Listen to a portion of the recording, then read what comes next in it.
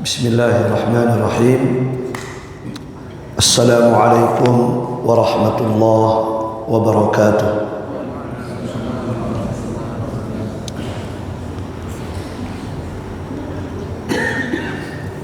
Alhamdulillah hamdan katsiran thayyiban mubarakan fih.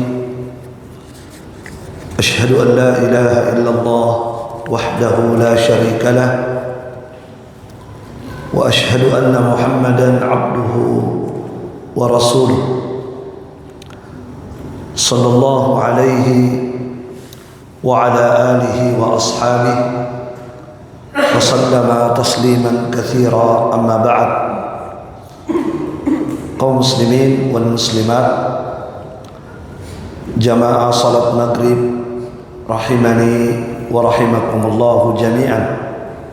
Alhamdulillah, pada malam hari ini kembali kita bersyukur kepada Allah Subhanahu wa taala yang terus memberikan nikmatnya kepada kita, dan tentunya di antara nikmat yang terbesar yang Allah berikan kepada hambanya adalah nikmatul taufik, ketika seorang hamba dimudahkan oleh Allah mengerjakan perintahnya dan dimudahkan meninggalkan larangannya.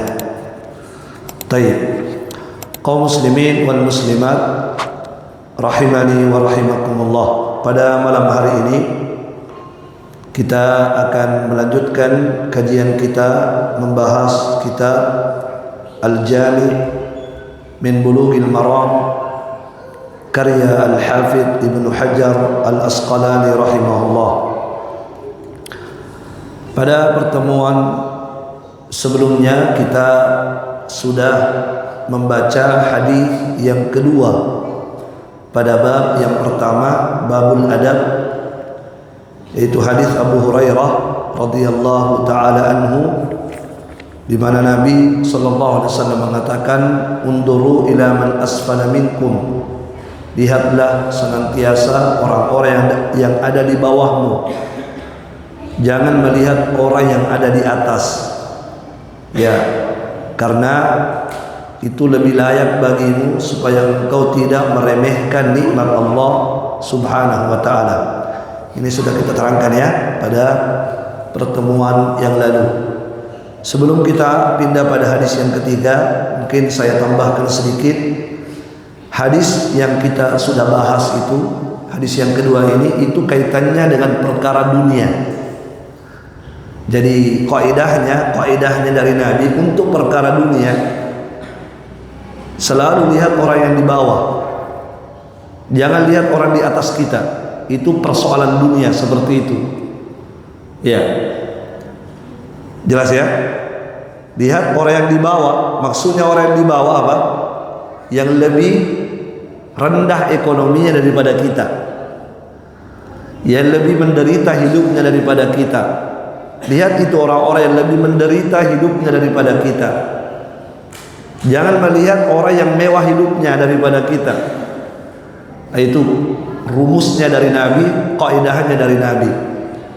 Ya, karena Nabi mengatakan kalau Anda selalu demikian dalam persoalan dunia, selalu melihat orang yang ekonominya rendah, maka itu biasanya akan membuat Anda untuk tidak meremehkan nikmat Allah, membuat Anda semakin bersyukur terhadap nikmat Allah Subhanahu wa taala, walaupun Anda merasa bahwa nikmat yang Allah berikan itu sedikit. Ya, itu ya. Itu dalam persoalan dunia. Tapi untuk persoalan agama dibalik hadisnya. Untuk persoalan agama selalu lihat orang yang di atas, jangan melihat orang yang ada di bawah level kita. Itu persoalan agama. Ya, lihat orang-orang yang lebih hebat agamanya daripada kita. Lihat orang-orang itu selalu. Ya, kalau kita misalnya sudah rajin sholat, alhamdulillah, sudah rajin sholat berjamaah. Ya, tapi kita belum banyak melaksanakan sholat sunnah. Lihat orang-orang yang lebih banyak sholat sunnahnya, gitu. Kalau kita rajin sedekah, maka lihat lagi orang yang lebih rajin sedekah daripada kita. Oh, ternyata ada orang yang lebih rajin lagi sedekah daripada saya. Paham ya? Gitu. Nah, jangan melihat orang yang di bawah. Oh, alhamdulillah masih mendimi saya sudah sedekah walaupun 5.000. Ada orang tidak sedekah. Bukan begitu rumusnya dalam persoalan agama. Lihat orang-orang yang lebih unggul daripada kita. Jelas ya? Kenapa? Karena kalau kita dalam persoalan agama selalu melihat orang yang lebih unggul daripada kita, maka itu akan memacu kita. Memacu kita, menyemangati kita, dan terus membuat kita semangat menambah dan menambah kebaikan. Begitu ya? Dalam persoalan agama, ya jangan mau kalah gitu. Tidak boleh kalah kita dalam persoalan agama. Tapi kalau persoalan dunia, biar dikalah kita, tidak apa-apa. Tapi kalau persoalan agama, jangan pernah mau kalah sama saudara kita. Harus kita kalahkan dia. Harus kita kalahkan saudara kita dalam persoalan agama. Jelas ya? Begitu. Nah, begitulah yang dipraktekkan oleh sahabat. Itulah prakteknya para sahabat Nabi dalam kehidupan sehari-harinya. Kalau persoalan dunia, mereka tidak bersaing, mereka tidak berlomba, ya, dan mereka selalu bersyukur terhadap apa yang Allah berikan kepadanya. Itu para sahabat. Tapi kalau sudah berbicara agama, sudah luar biasa mereka. Mereka akan lihat orang yang di atasnya. Oh, kalahkah itu orang lebih adil daripada saya, maka saya harus kalahkan dia. Begitu para sahabat. Iya, itu banyak riwayat-riwayat kita dapatkan dari kehidupan mereka. Masya Allah. Seperti dalam riwayat Bukhari dan Muslim, ya, datang orang-orang miskin, orang-orang muhajir, sahabat-sahabat muhajirin yang miskin. Karena umumnya sahabat muhajirin itu miskin. Kenapa? Karena mereka meninggalkan hartanya di Mekah, hijrah ke Madinah. Sampai di Madinah mereka mulai dari nol. Orang kaya tapi kekayaannya mereka tinggalkan di Mekah. Rumahnya ditinggal, semua hartanya ditinggal. Hijrah ke Madinah, tidak punya apa-apa. Rata-rata mereka miskin, tidak punya harta. Nah, suatu ketika mereka datang ke Nabi. Sahabat-sahabat muhajirin yang miskin datang ke Nabi, mengadu kepada Nabi, ya Rasulullah, dhahaba ikhwanuna bid-darajatil ula wan na'imil muqim. Ya Rasulullah, saudara-saudara kami dari kalangan Ansar, ya, mereka telah pergi dengan membawa, ya, pahala yang banyak, dan mereka telah menduduki derajat yang tinggi mengalahkan kami.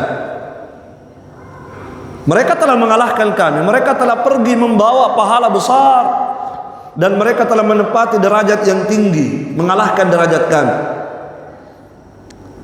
Ya, maka Nabi bertanya, maksudnya apa kalian ini? Coba jelaskan apa maksud kalian. Maka mereka mengatakan, ya Rasulullah, mereka itu yusalluna kama nusalli. Mereka sholat, kami juga sholat. Orang-orang kaya sholat, kami juga sholat. Kami tidak kalah kalau masalah sholat. Wa yasumuna kama nasumu. Mereka puasa, kami juga puasa. Tetapi ya Rasulullah, wa yatasaddaquna bi fuduli amwalihim wa la natasaddaq. Tetapi mereka orang kaya bisa bersedekah dengan harta benda yang mereka miliki, kami tidak bisa. Inilah yang mereka adukan ke Nabi. Kalah kami dengan mereka. Mereka bisa sedekah, kami tidak. Gimana caranya kami ini? Saudara-saudara kami telah mengungguli kami. Lihat, subhanallah. Jadi mereka bukan iri dengan kekayaannya, tapi mereka iri. Mereka bisa bersedekah, kami tidak. Kami mau bersedekah tapi tidak punya harta. Gimana ini? Maka Nabi SAW mengatakan kepada orang-orang miskin ini, awala adullukum ala syai'in. Tenang, kata Nabi, tenang kalian, maukah aku tunjukkan kepada kalian sebuah amalan? Saya akan ajarkan kepada kalian sebuah amalan. Tudrikuna bihi man sabaqakum. Kalau kalian mengamalkan ini amalan, maka kalian bisa mendapati orang-orang yang lebih dulu start daripada kalian. Kalian dapat itu. Faham ya? Dia lebih dulu start. Kalau kau amalkan ini, kamu bisa mendapati dia. Wa tasbiquna bihi man ba'dakum. Dan engkau bisa mendahului, bukan lagi mendapati, bahkan engkau bisa melewati orang-orang yang lebih dulu start daripada kamu. Wala yakunu ahadun afdala minkum. Dan tidak ada orang, seorang pun yang lebih utama daripada kalian. Kalau kalian mengamalkan ini, illa sana'a mithla ma sana'tum, kecuali dia mengamalkan seperti apa yang kalian amalkan ini.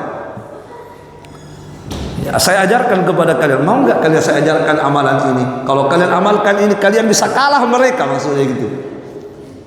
Orang-orang yang sudah start itu duluan, sudah jauh, kalian kalau amalkan ini langsung berlari cepat, melesat, menyusul mereka, bahkan bisa melewati mereka. Kalau kalian amalkan ini. Maka sahabat yang memang dasarnya semangat dalam kebaikan, dan mereka memang mencari kebaikan itu, begitu Nabi mengatakan itu, sahabat langsung berkata, bala, siapa yang tidak mau? Cepat sampaikan ke Nabi, ya Rasulullah, apa itu amalan itu? Maka Nabi mengatakan, tusabbihuna,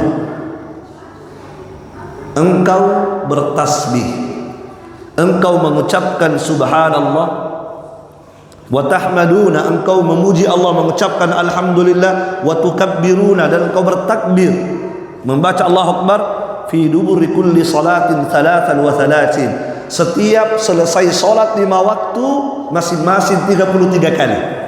Itu yang biasa kita amalkan setelah salat itu, subhanallah 33, alhamdulillah 33, Allahu Akbar 33. Kata Nabi, kalau kamu mengamalkan ini, kamu bisa kalahkan orang-orang kaya yang bersedekah dengan hartanya itu. Kamu kalah mereka itu, orang-orang yang sedekah itu, kalau kamu amalkan ini amalan. Ya, maka mereka pun bahagia mendengarkan itu dari Nabi. Mereka pun pulang mengamalkan amalan itu. Setiap selesai sholat, mereka duduk, subhanallah, subhanallah, alhamdulillah, alhamdulillah, Allahu Akbar, Allahu Akbar. Maka orang-orang kaya yang ikut juga berjamaah, dia, apa mereka lakukan ini? Orang-orang miskin kemarin tidak begini mereka, ya kan? Orang-orang kaya juga mengawasi. Mereka apalagi mereka lakukan ini? Kayaknya ada ilmu baru mereka dapat ini. Akhirnya orang kaya cari tahu. Ternyata mereka dapat itu, dapat juga ilmunya. Akhirnya orang kaya juga mengamalkan itu.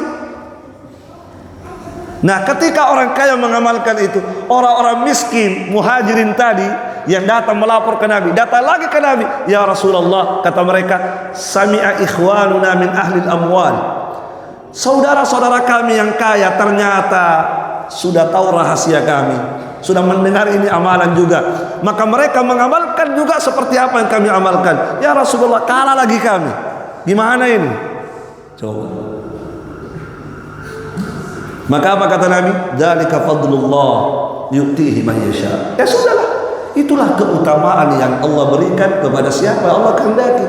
Ya itulah, Allah berikan keutamaan harta kepada mereka, dan harta mereka bukan mereka membuat lalai, tapi justru mereka semakin taat kepada Allah. Itulah keutamaan yang luar biasa yang Allah berikan kepada siapa yang Allah kehendaki.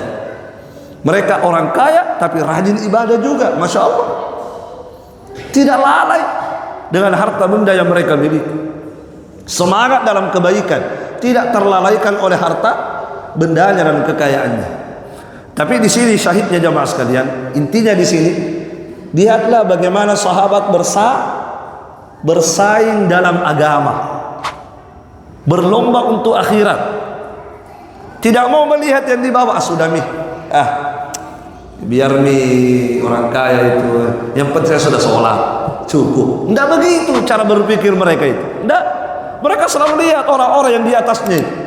Wah, ada orang yang kalahkan saya. Saya tidak boleh kalah. Saya harus di atasnya lagi. Ya kan? Seperti persaingan antara Abu Bakar dan Umar. Ya kan? Iya. Umar merasa tidak pernah mengalahkan Abu Bakar. Maka suatu ketika kata Umar, beliau cerita bahwa suatu ketika Rasulullah menyuruh kami sedekah. Fawafaqa dzalika malan indi. Maka ketika Nabi menyuruh kami sedekah, alhamdulillah pas pula saat itu saya punya banyak harta. Lato bisnisku pada saat itu. Pas Nabi suruh sedekah, ada pula harta saya waktu itu. Maka kata Umar bin Khattab, al-yaum asbiqu Abu Bakar. Pada hari ini saya akan kalahkan Abu Bakar sudah. Saya akan kalahkan Abu Bakar pada hari ini. Maka Umar membawa berapa hartanya? Setengahnya dibawa. Coba. Setengahnya dibawa. Ya. Ya Rasulullah, ini hartaku sedekah di jalan Allah. Saya bawa setengahnya. Kata Nabi, apa yang kamu tinggalkan untuk keluargamu? Maka Umar mengatakan, taraktu nisfahu. Masih ada setengahnya saya tinggalkan untuk mereka. Coba. Setengahnya dibawa loh. Jadi kalau bisnisnya tadi lato 100 juta, berapa yang dibawa? 50 juta. Dibagi dua. Untuk keluarga setengah, untuk jalan Allah setengah. Itu Umar bin Khattab. Ternyata datang Abu Bakar juga membawa sedekahnya. Ya. Berapa sedekah yang dibawa oleh Abu Bakar? Ternyata Abu Bakar begitu dia bawa, ya Rasulullah, ini semua hartaku, semuanya di jalan Allah. Semuanya disedekahkan, tidak ada yang disisa. Maka Nabi bertanya, apa yang kamu tinggalkan untuk keluargamu? Dia jawabannya Abu Bakar, taraktullah wa rasulah. Aku tinggalkan untuk mereka Allah dan Rasulnya. Coba, semuanya disedekahkan. Apa yang kamu tinggalkan untuk keluargamu? Kata Abu Bakar, aku tinggalkan untuk mereka Allah dan Rasulnya. Keyakinan Abu Bakar yang luar biasa.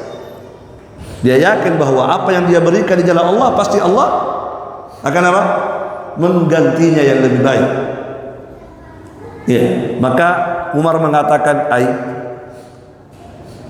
tidak bisa menyentuh kalah Abu Bakar. Maka mulai hari ini saya tidak akan pernah bisa mengguli Abu Bakar As-Siddiq, kata Umar Ibn Khattab radhiyallahu taala. Barakallahu fikum. Jadi jamaah sekalian, ini dalam perkara kebaikan, perkara agama, kita tidak boleh melihat yang di atas. Apa? Tidak boleh melihat yang di bawah, ya. Lihat selalu yang di atas kita. Ya.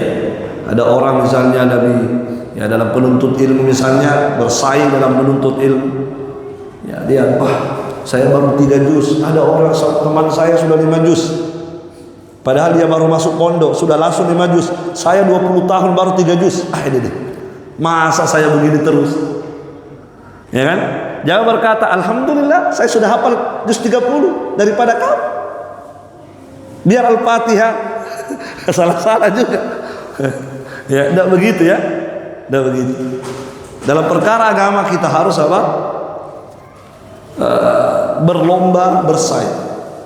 Sama kalau kita sholat berjamaah ya. Kalau ada sok pertama itu jangan dorong-dorong, kita mau. Tidak begitu. Harus kita, ya. Ini kan sok pertama ini luar biasa, ini sok pertama ini kan. Innallaha wa malaikatahu yusalluna ala saffil awal. Sesungguhnya Allah memuji orang-orang yang berada di sok pertama. Malaikat mendoakan orang-orang yang berada di sok pertama. Maka harus kita berlomba untuk mengisi sok pertama. Jangan kita baku dorong-dorong, maju. Tidak begitu. Ini persoalan agama, persoalan pahala. Kita harus kalahkan yang lain. Kita harus bersaing. Iya kan? Nah, barakallahu fikum.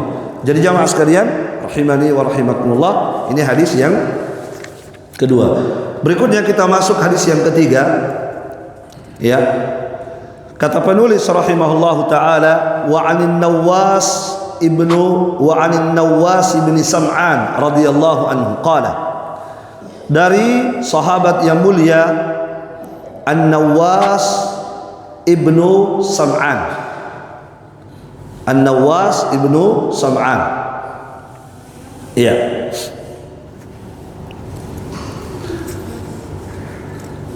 An-Nawas bin Sam'an ini sahabat yang dikenal sebagai orang yang sangat semangat dengan ilmu agama. Ini dikenalnya beliau seperti itu. Sahabat biasanya ada yang menonjol padanya kan? Ya, maka kalau sahabat ini yang menonjol pada beliau ini adalah haris, semangatnya dalam belajar ilmu agama. Itu beliau. Ya. Makanya beliau berkata, menceritakan tentang dirinya, kata beliau, aqamtu ma'a Rasulillah sallallahu alaihi wasallam bil Madinah. Saya pernah tinggal bersama Nabi di Madinah selama setahun. Ya, beliau ini bukan orang Madinah, tapi beliau adalah orang Syam, daerah sekitar Palestina tempat tinggalnya. Tetapi beliau datang ke Madinah tinggal selama setahun bersama Nabi. Untuk apa beliau tinggal di sana setahun? Kata beliau, tiada lain tujuan saya kecuali al-mas'alah, yaitu masalah-masalah agama.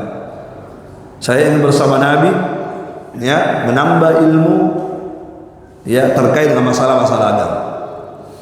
Ya, makanya jamaah sekalian, ya, biasanya beliau itu kalau ada sahabat ini, itu seringnya datang ke Nabi pasti bertanya, ya Rasulullah bagaimana, ya Rasulullah bagaimana.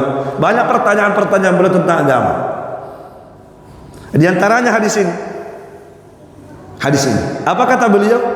Beliau berkata, sa'altu Rasulullah sallallahu alaihi wasallam anil birri wal ithmi.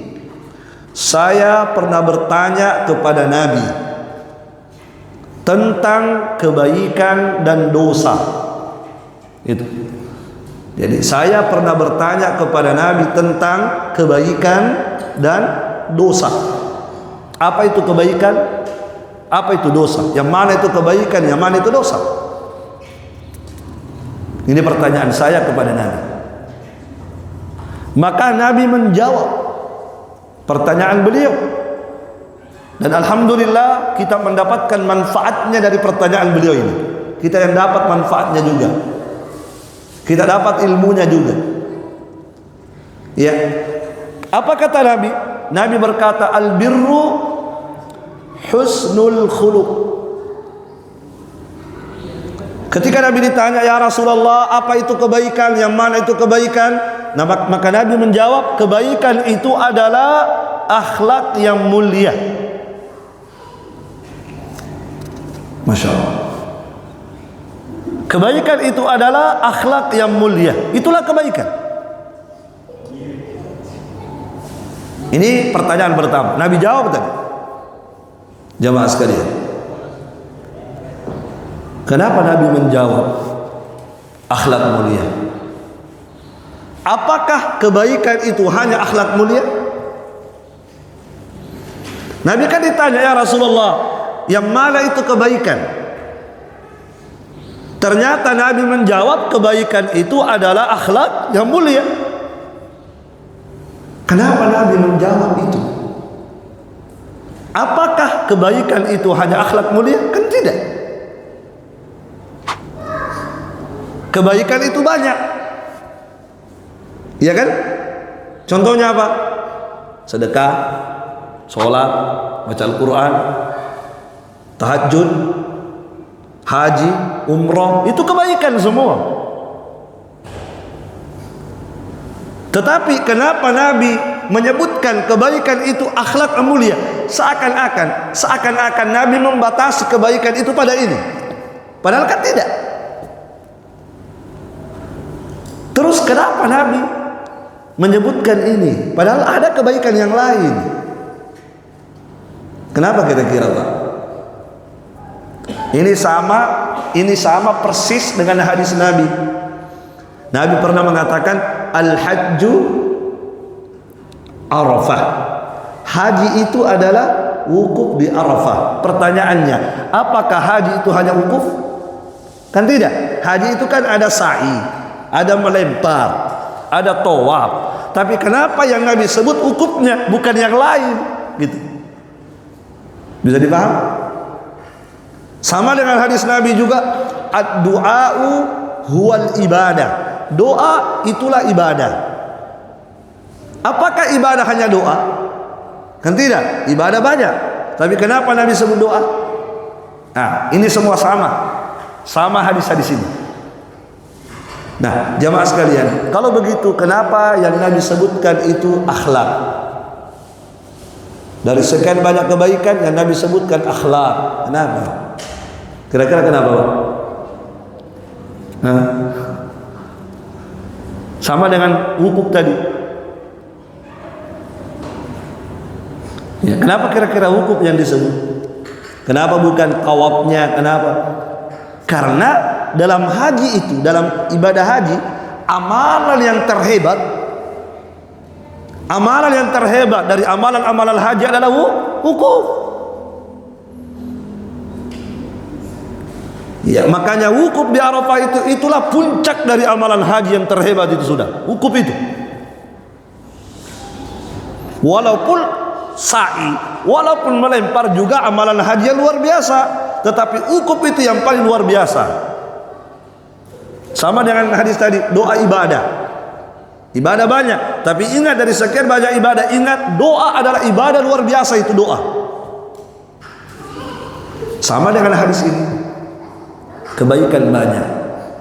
Tapi kenapa akhlak yang Nabi sebut? Nabi ingin menjelaskan kepada kita bahwa di antara kebaikan, akhlak ini termasuk kebaikan yang sangat besar.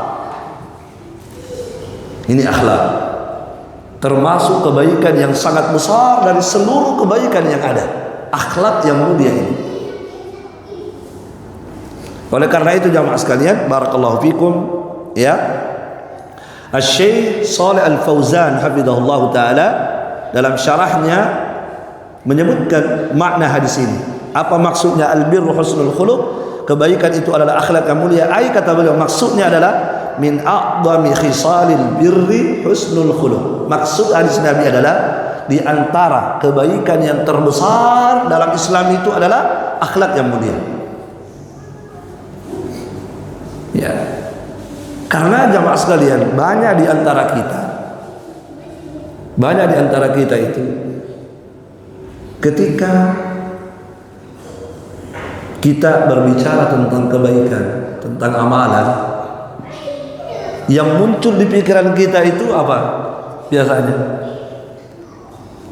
kalau sudah berbicara tentang amal-amal hebat, amal-amal kebaikan, biasanya yang muncul di pikiran kita apa?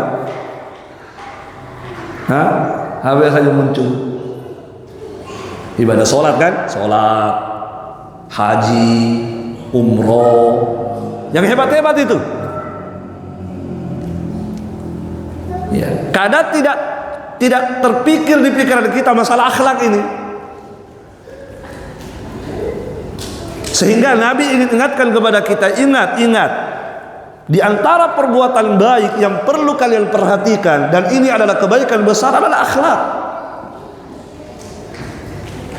Banyak di antara kita jamaah sekalian, Masya Allah, ya, kalau berbicara kebaikan luar biasa,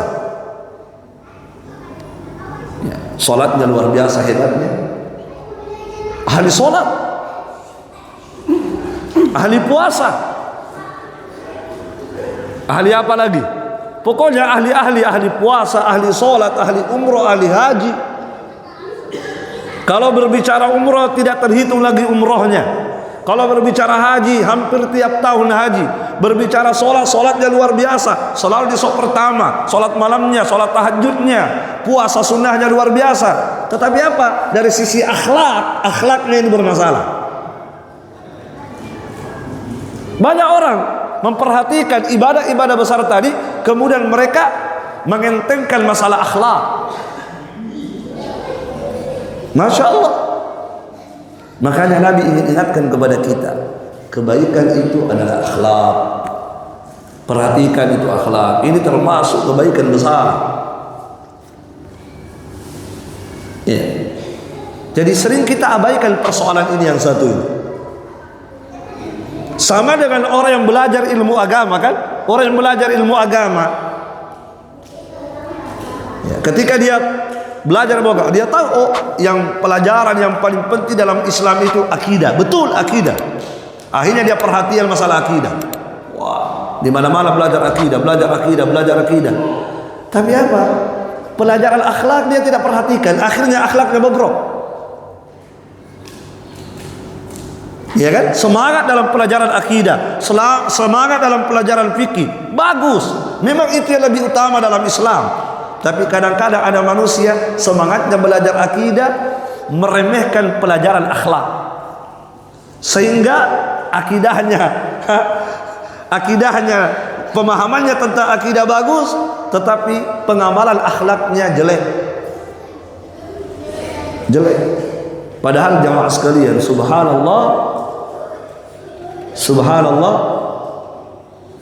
akidah Anda tidak akan sempurna, iman Anda tidak akan sempurna kalau akhlak Anda buruk. Makanya Nabi mengatakan, akmalul mu'minina imana ahsanuhum khuluqa. Orang yang paling sempurna imannya, adalah orang yang paling bagus akhlaknya. Jadi akhlak itu penyempurna iman, yang memperindah iman, memperindah akidah, itu akhlak. Iya. Syekhul Islam Ibn Taimiyah rahimahullahu ta'ala ketika menulis kitab Aqidah Al-Wasithiyah. Kitab apa itu Aqidah Al-Wasithiyah? Akidah, tentang akidah Ahlus Sunnah.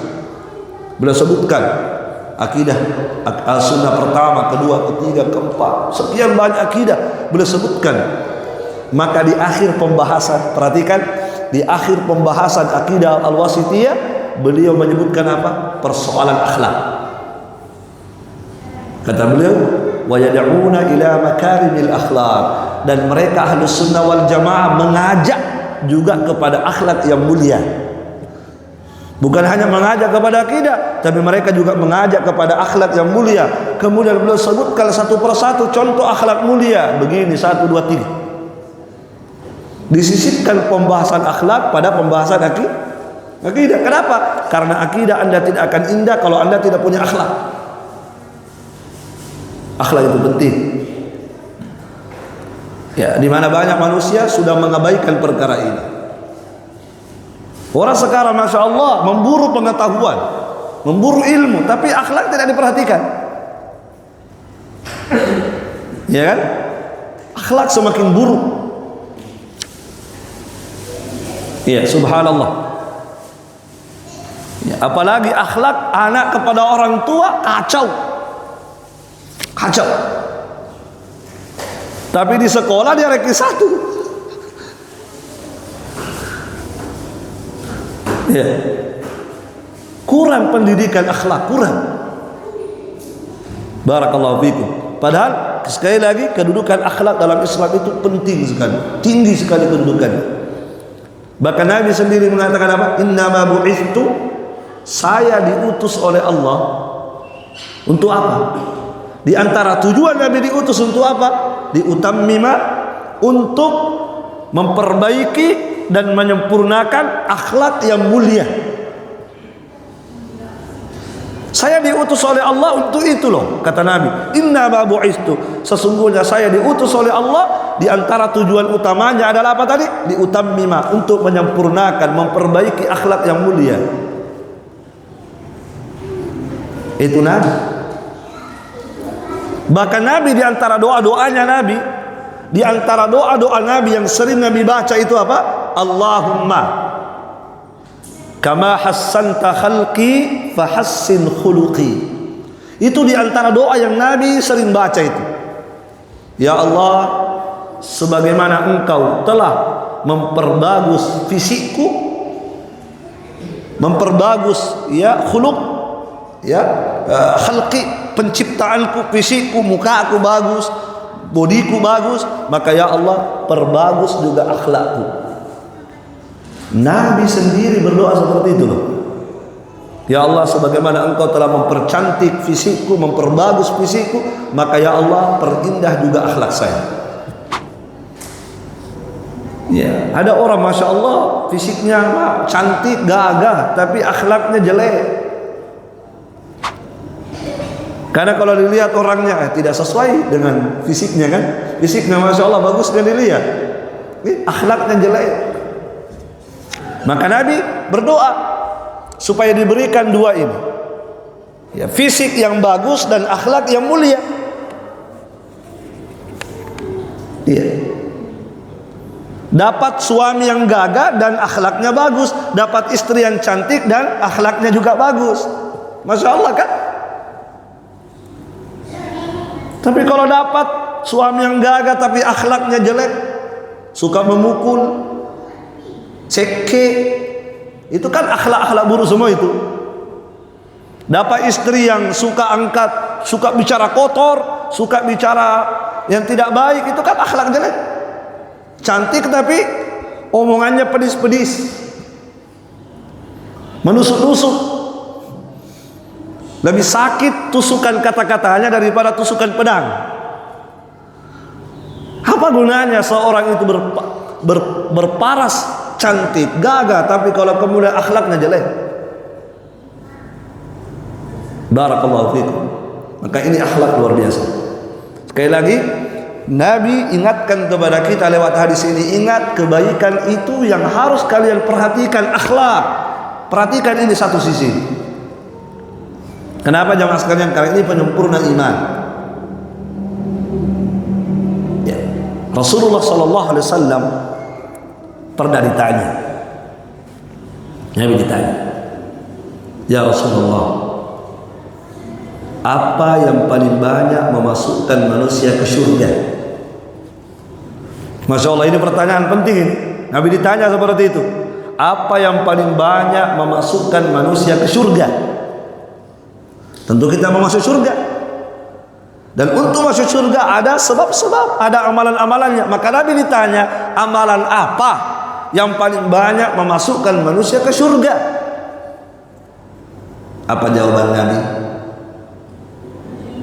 Nabi menjawab, taqwallahi wa husnul khuluqi. Yang paling banyak memasukkan manusia ke surga adalah takwanya kepada Allah dan akhlaknya yang mulia. Itu yang disebut takwanya kepada Allah dan akhlaknya yang mulia. Kalau takwa kepada Allah itu biasanya kaitannya dengan kita kepada Allah kan, itu takwa kepada Allah, kaitan hubungan kita dengan Allah bagus. Kemudian akhlaknya bagus, hubungannya dengan sesama manusia bagus. Itu yang paling banyak memasukkan manusia ke dalam surga. Akhlak yang Nabi sebut. Kemudian Nabi ditanya, "Ya Rasulullah, apa yang paling banyak memasukkan manusia ke neraka?" Sebaliknya, maka Nabi menjawab, "Aktsaru ma yudkhilun nasan nara." Yang paling banyak memasukkan manusia ke neraka adalah apa? Al-famu wal farju. Mulut dan kemaluan. Paling banyak memasukkan manusia ke neraka adalah mulut dan kemaluan. Berarti kembali kepada akhlak yang jelek. Mulutnya tidak baik, berarti akhlaknya jelek, mulutnya yang tidak baik. Iya, sehingga gara-gara itu masuk neraka paling banyak. Dan Nabi mengatakan paling banyak orang masuk neraka gara-gara mulut dan kemaluan.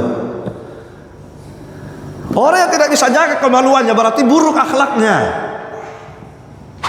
Kalau dia adalah orang yang memiliki akhlak yang mulia, itu orang yang punya akhlak mulia itu pemalu, punya sifat malu luar biasa. Kalau orang tidak punya sifat malu, bagaimana mau dia jaga kemaluan?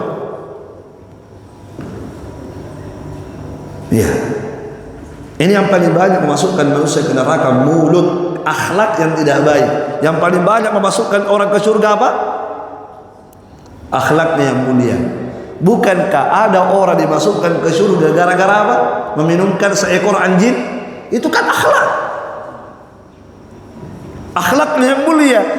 Dia tidak mau melihat orang lain menderita seperti dirinya. Dia kasihan kepada makhluk-makhluk Allah. Dia bantu, dia tolong anjing. Anjing yang haus dikasih minum, dengan sebab itu diampuni dosanya, dimasukkan ke surga. Akhlak. Nabi sebutkan Laqad ra'aitu rajulan, saya melihat ada orang mondar-mandir di surga, bolak-balik di surga, masuk surga dan mondar-mandir. Apa sebabnya dimasukkan ke surga? Fi syajaratin qata'aha, sebabnya adalah ketika di dunia dia pernah menyingkirkan pohon yang melintang di jalan. Itu kan akhlak. Dia lihat ini mengganggu orang, kasihan, dia singkirkan. Itu kan akhlak. Ada batu besar di pinggir jalan atau di tengah jalan, ya bahaya kalau ditabrak sepeda motor, dia turun, dia itu akhlak. Dengan sebab itu apa kata Nabi? Saya melihat dia mondar-mandir di surga. Jadi jangan disepelekan akhlak ini. Masya Allah. Ya, bahkan Nabi SAW mengatakan, ya, wa inna husnal khuluqi, sesungguhnya akhlak yang mulia itu bisa mencapai, ya, bisa mencapai darajat as-saimil qaim, bisa mencapai derajatnya ahli puasa dan ahli salat malam. Coba bayangkan, sesungguhnya orang yang punya akhlak mulia itu di hari kiamat ternyata apa kata Nabi? Bisa mencapai derajat kedudukan ahli puasa dan ahli salat malam. Dalam riwayat yang lain, padahal dia adalah orang yang lemah ibadahnya. Dia adalah dhaiful ibadah, kalau dari sisi ibadah lemah, tidak pernah salat malam, sesekali salat malam, ya, puasa sunnahnya hanya momen-momen tertentu, misalnya Arafah saja, tidak ada Senin Kamisnya, bahkan mungkin tidak ada apa? Tidak ada puasa sunnahnya, puasa wajib. Tetapi ingat dia punya akhlak yang mulia. Apa kata Nabi? Sesungguhnya orang ini bisa mencapai derajat ahli puasa dan ahli salat malam. Apanya? Akhlaknya. Jadi jamaah sekalian, kalau kita adalah orang-orang yang lemah ibadah, maka apa yang harus kita perkuat? Akhlak. Lebih bagus lagi kuat ibadah dan kuat juga akhlaknya, itu lebih bagus. Tapi jangan sampai tidak Tommy bagus ibadahnya, jelek Tommy akhlaknya. Ada. Tidak pernah Tommy bagus sholat malam, kerjanya mencaci maki orang, kerjanya menggosip orang. Hati-hati. Saya tutup, saya sebutkan satu hadis ya. Tutup. Di masa Nabi ada seorang wanita yang ahli ibadah. Datang orang ke Nabi melapor, ya Rasulullah, inna fulana tusalli al-laila wa tasumun nahara wa tatasaddaq. Sesungguhnya ada wanita, kami kenal ada wanita, wanita ini rajin salat malam. Rajin salat malam, apalagi salat wajib, apalagi salat duha. Wa tasumun nahara, rajin puasa sunnah. Wa tatasaddaq, banyak sedekahnya. Tetapi ya Rasulullah, wa tu'di jiranaha bi lisaniha. Tetapi dia suka menyakiti tetangganya dengan lisannya. Mulutnya tidak mampu dia jaga. Dia suka sakiti tetangganya dengan lisannya. Apa kata Nabi? La khaira fiha. Tidak ada baiknya itu wanita. Tidak ada sedikit pun baiknya itu perempuan. Hiya min ahli nar. Wanita itu termasuk penduduk neraka. Dan hadisnya sahih. Hadisnya sahih. Hati-hati. Makanya Nabi tadi mengatakan paling banyak orang masuk neraka gara-gara mulut. Dia ahli ibadah loh, tapi gara-gara mulutnya selalu menyakiti tetangga dengan lisannya, maka Nabi tidak memperhitungkan kebaikannya dan Nabi mengatakan dia termasuk penduduk neraka. Na'udzubillah. Baik, jamaah sekalian rahimani wa rahimakumullah. Insyaallah taala di pertemuan berikutnya kita lanjut yang kedua ya. Tadi kan ada dua pertanyaan ya. Yang pertama apa tadi? Apa itu kebaikan? Nabi jawab kebaikan itu akhlak yang mulia. Setelah itu Nabi ditanya, yang mana itu dosa? Apa ciri-ciri itu dosa? Nanti kita jawab, nanti kita lanjutkan pada pertemuan berikutnya. Wallahu cukup. Subhanakallahumma bihamdik, asyhadu an la ilaha illa anta, astaghfiruka wa atubu ilaik. Assalamualaikum warahmatullahi wabarakatuh.